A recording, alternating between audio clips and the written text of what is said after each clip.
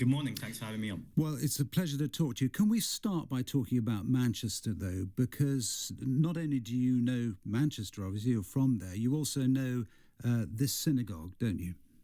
Yes, I'm from the Jewish community and I grew up attending a synagogue that's fairly close to this one. So I'm feeling this both on a political level and a personal level. I'm also one of 5 Jewish people in British political history to be leaders of a party in the last 100 years. So I take anti-Semitism really seriously. I also recognize in the same breath that Islamophobia is on the rise, LGBT hate crime is on the rise.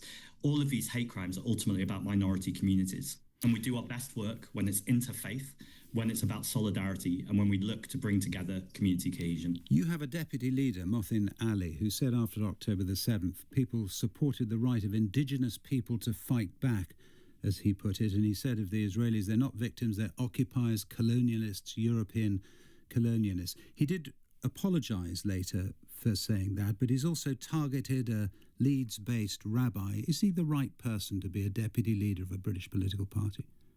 I think the key words are there that he's apologised and he stands by that apology. Really, is that all it takes? Well, I want to be clear that I'm a Jewish person and I feel this genocide incredibly deeply. As a Muslim man, I can only imagine what it feels like to know that every single day in Palestine, the equivalent of a classroom of children are dying. Does that excuse those views, though? It doesn't excuse it, but I think it's contextual. This rabbi went off to fight for the IDF. He was actively recruiting for people to engage in a genocide. And now why I wouldn't have used the language. No, hang on a second. He went to defend his right to be annoyed and upset about what is happening in Palestine. Let me just explain who the rabbi was. The rabbi, Zachariah Deutsch, was an Israeli citizen. He's called up as a reservist for a tour of duty with the IDF. We don't know where. But also, his young family had to move out of their homes because of things that the deputy leader, the now deputy leader of the Greens, said. They had to move out of their homes. You're saying there is a context to that somehow explains it, are you? I think there is a context to this. I think if someone goes to fight with an army who's committing a genocide, that there are consequences. Now, I don't stand by what Mohsin said, and neither does he. But ultimately, I do think we need to have a context on this.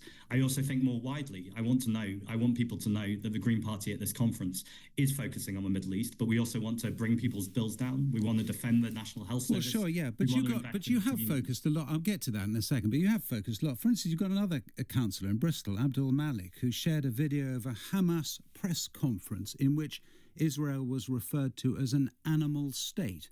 Again, a member in good standing of your party who says that, given all that has been said this morning about the context of the attacks yesterday? Again, I don't know about this specific instance, but what I will say is, as a Jewish man, I am very upset and I'm very bothered about what's happening in Palestine. Yes, but surely you can be. But isn't the point though? You can be bothered and upset about what's happening in the Middle East, and lots of people are, and regard the killing in Gaza as awful. But what you have in your party is people who have, on several occasions, and Abdul Malik isn't the only one, and nor is Mohsin Ali, the deputy leader, who have on several occasions appeared to suggest that it is not legitimate to be a Jew, and that Israel itself as a state is not legitimate. And the point that people are making, we heard from Robert Jenrick earlier. Very logical jump there. I don't think anyone said that. I think the questions you should be asking me. No, thank you. I'll decide. Why is this country still sharing intelligence with Israel? Why are we enabling a genocide that the UN scholars are calling a genocide? I think this is the real conversation. Yeah, it's good of you. Well, it's all right. You can ask the questions you like, but perhaps later. For the time being, let me ask the question. The question that is being asked this morning by the chief rabbi, by Robert Jenrick, by a lot of people, and including, we're going to hear from the Home Secretary after 8:10, is whether British political parties and people in positions of responsibility should be saying plainly and clearly that views like that Israel is an animal state, are simply unacceptable. And if you pass those views on, you cannot take part in civilized society. And what you seem to be saying to me is, no, you don't agree with that. Well, I think you're again conflating things there. Those are totally unacceptable words, and I've been really, really clear about that. I'm also saying that we need to have a nuanced conversation about what is a genocide and talk about what's actually happening as opposed to the words that people use. Now, do we need to take responsibility for the language we use, the way we communicate? Absolutely, and myself included. But what is the responsibility that these people have taken then? They just apologise. Is that taking responsibility? I think an apology is a responsibility. I also think the very obvious thing in this conversation is Mothin is a Muslim man.